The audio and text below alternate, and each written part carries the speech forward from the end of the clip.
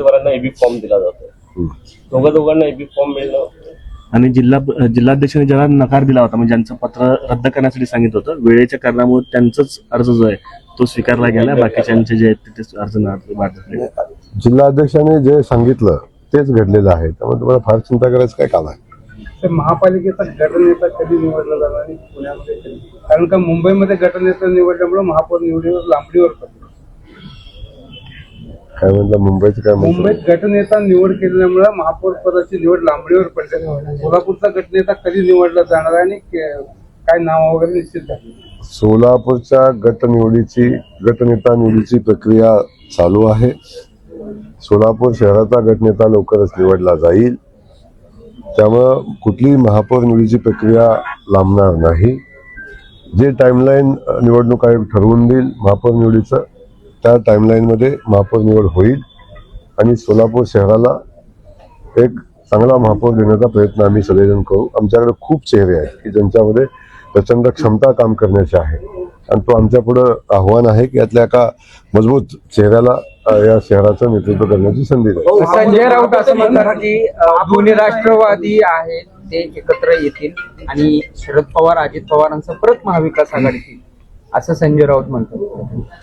संजय राऊतांना अलीकडे अनेक स्वप्न पडतात आणि त्यांनी पडलेली स्वप्न आहे ना ते आता खरी होताना कधी दिसत नाही आहेत. तर आता संजय राऊतांच्यावर किती विश्वास तुम्ही ठेवावा हा तर तुम्ही मिडियम ठेवावं. भाऊ, भाजप कुठेतरी घराणेशाहीला पूर्वीपासून जे आहे ते टीका करत आलं होतं की अनेक काँग्रेसच्या नेत्यांवरती भाजपने टीका केली, परंतु तीच घराणेशाही आज भाजपमध्ये दिसते. अनेक ठिकाणी नेत्यांची पत्नी असतील, नेत्यांच्या घरचे भाऊ असतील, अशा पद्धतीचे अनेक घरातल्या घरातच सगळ्या उमेदवारी दिल्या जातात. आता या संदर्भात तुम्हाला एक सांगेन की एखाद्या नेत्याचा नातेवाईक असला आणि तो जो पक्षाचा चांगला कार्यकर्ता असला, तो पक्षासाठी संघटनेसाठी वेळ देत असेल आणि काम करत असेल, अशा लोकांच्यासाठी आवश्यक त्याचा विचार केला पाहिजे. शेवटी कुणाचा तरी मुलगा आणि कुणाचा तरी भाऊ आहे म्हणून तो कार्यकर्ता आहे हे विसरून चालणार नाही. परंतु जर डायरेक्ट अशा काही गोष्टी असतील तर त्या थोड्याशा भारतीय जनता पक्षाच्या संहितेच्या अनुषंगाने होत नाही, पण आम्ही शक्यतो प्रयत्न करतो कार्यकर्त्यांना न्याय द्यायचा. अकोला महानगरपालिका निवडणुकीत महाविकास आघाडी फुटलेली आहे. राष्ट्रवादी शरद पवार पक्षाने भाजपला पाठिंबा दिलेला आहे आणि त्यांच्याच पक्षाच्या जोरावर आता भाजप तिथं सत्तेत जाणार आहे. आता या संदर्भातली अधिकची माहिती मला नाही, माहिती घेऊन बोलतो. महापौर हे खुल्या गटासाठी आपलं आरक्षण झालेलं आहे. सोलापूरचं महापौर खुल्या गटासाठी असेल किंवा आता चर्चा सुरू झाली की आयरामांना पुन्हा महापौर संधी, एकनिष्ठ कार्यकर्त्याला संधी मिळेल का? काय विचार पक्ष करते या पातळीवर?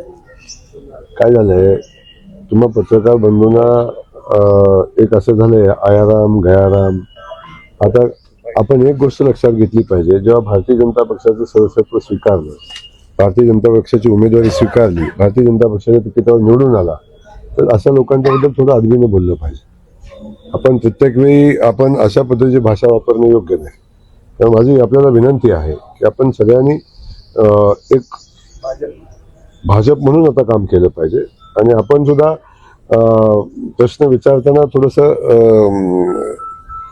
साधन सुचिता ठेवून आणि लोकांचा सन्मान राहील अशा पद्धतीनं बोललं पाहिजे. शेवटी एक लक्षात घ्या, कधी आपण या पेपरला पत्रकारिता, कधी कधी आपण दुसऱ्या पेपरमध्ये जाऊन पत्रकारिता करता, त्यामुळे या सगळ्या गोष्टी आपण थोड्या लक्षात ठेवल्या पाहिजेत.